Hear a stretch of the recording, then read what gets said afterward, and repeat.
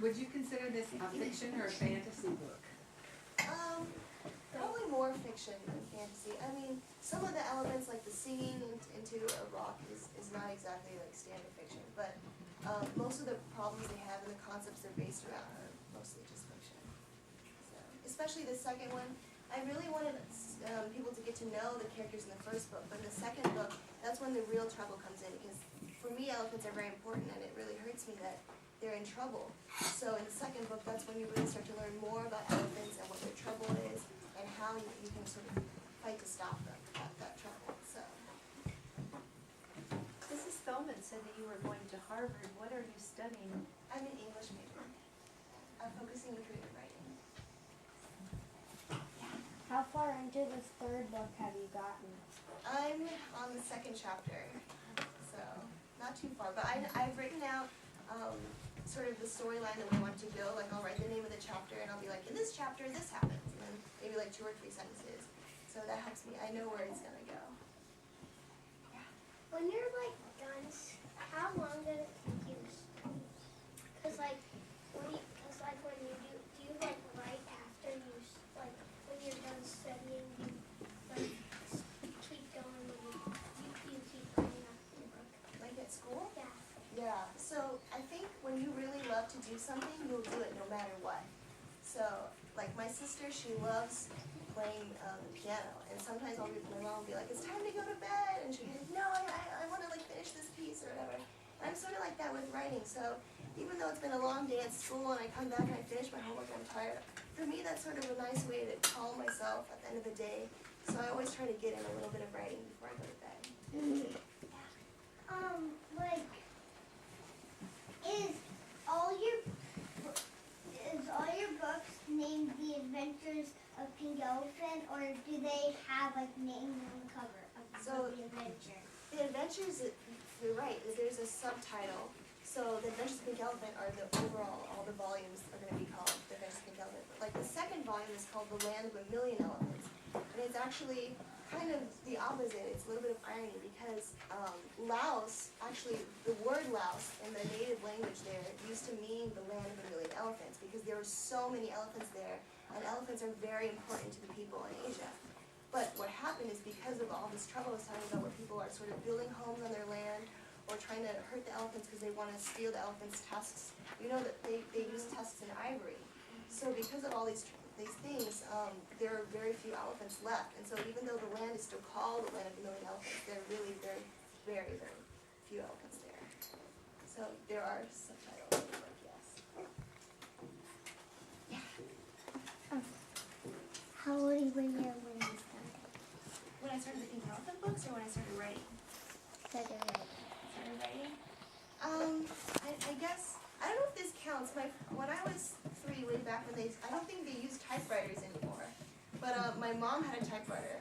And so I was like, I want to tell you a story about this girl who, I like to dream about crazy things happening. So I would be like, what happens if you could catch a star? So I told my mom, I was like, I want to write a story about this girl her goal is to catch a star. So she has to make a special net that will catch the star. And she keeps it in her bedroom because it glows so beautifully and it lights up her room. And then she realizes that the sky, if everyone took a star, there'd be no stars in the sky. So then at the end of the story, she lets it go. And so I told my mom the story. So I couldn't use a typewriter yet, so she typed up the story for me.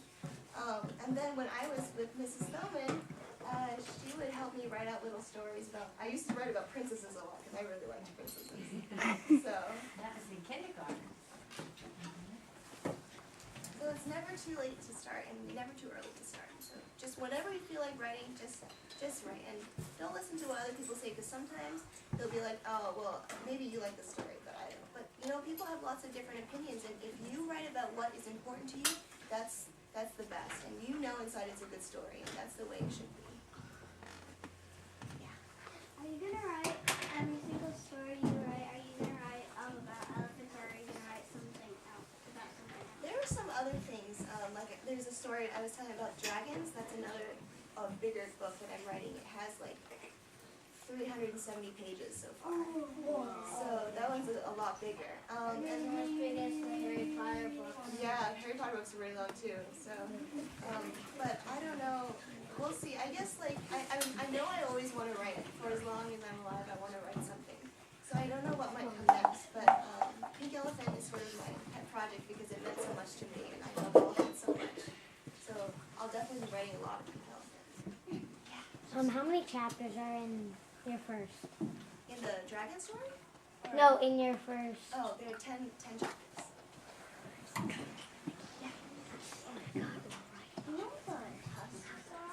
Yeah, so the tusks are actually teeth. Like, have you noticed that we have different kinds of teeth, right? We have the molars and the... Well, I wanted to ask that because I know this.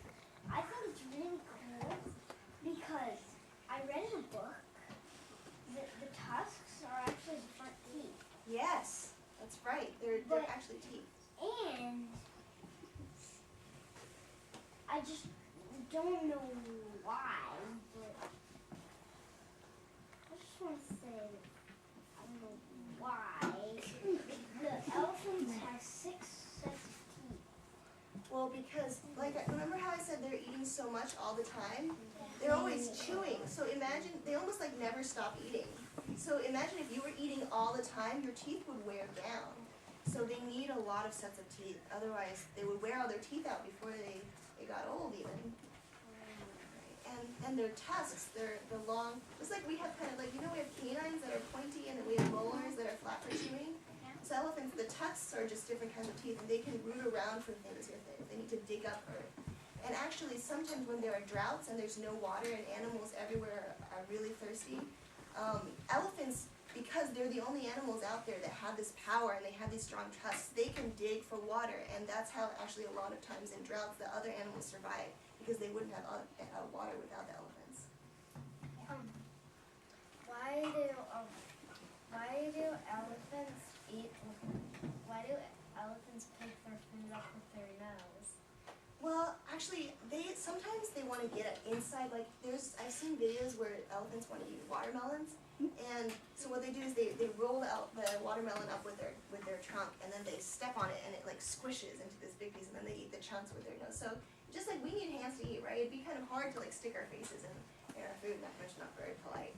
But so that's why elephants need trunks too, and also they like to eat lots of leaves on trees way up high, so they need to reach with their trunks and pull it down to them. So that's what it is. You know how like you have your like in the offer like you can put your name in. What's your name again? Christina Mamia. That's not pen name. Another word they say nom de plume. That's another word to say it. It's pen name. Why did you name it Pink Elephant? Did it like come pink or no? Or did you just? Yeah, it was kind of silly because we're not named like girl or boy or like human, right? But that was kind of a joke to me because so elephants don't hatch. They're born just like we're born. But in the story, because he's pink and he's kind of special, he hatches out of this egg. I just thought I'd play with things a little bit and make it different. And when he's born, he can speak, but for him, things are pretty much what they look like. So in the book, when the girls ask him, "What's your name?" So he says, "Oh, I'm a pink elephant. I'm Pink Elephant." And to him, that's like obvious, and for them, they're like, "That's a weird name," right? But so that's sort of how it happened. Yeah. Where were you born? I was born in Arizona, right here in Chandler.